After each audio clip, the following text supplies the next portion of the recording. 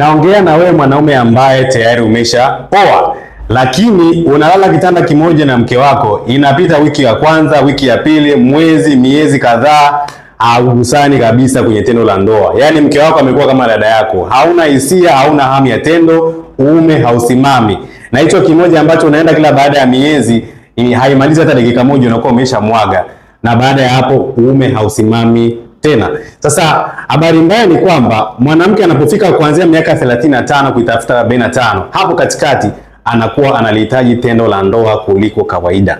Na hicho kipindi unakuta wanaume wengi wanashindwa kuwaridhisha wake zao. Na hii ni kwa sababu pengine labda ni mazoea, ulaji mbaya, kutokufanya mazoezi, maradhi ya kudumu pamoja na factors zingine. Sasa hii hali inapelekea upendo kwa wanandoa unakuwa unapungua. Kumbuka kwamba mwanamke ambaye anaridhishwa vizuri kitandani na mumewe anakuwa anamfurahia, anakuwa anampenda na anakuwa anamheshimu. Kuna heshima fulani ambayo mwanaume unapewa na mkeo pale ambapo unakuwa mnamburudisha kitandani.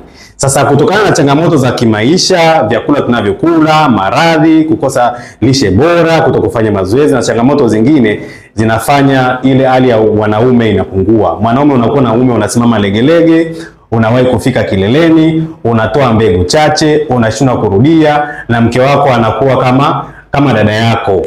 Mimi ninawasaidia wanaume ambao wana changamoto ya kushiriki vizuri tendo la ndoa, ambapo nakupatia mambo matatu. Kitu cha kwanza ni virutubisho. Hauwezi ukaepuka virutubisho kwenye karne hii ya 21. Na hivi virutubisho utavitumia pamoja na vyakula vya kawaida, pamoja na matunda, mboga na kufanya mazoezi. Nitakuelimisha haya mambo yote kwa kipindi cha siku 90 ambapo ni miezi mitatu. Nguvu za kiume kupona ni lazima iende mfululizo miezi mitatu. Hapo ndo utakuwa nimekusaidia na utakuwa umepona.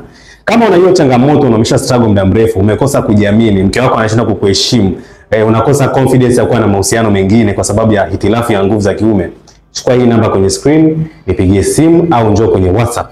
Itakupa huduma nzuri na utapona kabisa, heshima yako itarudi. Naitwa Evans, karibu sana.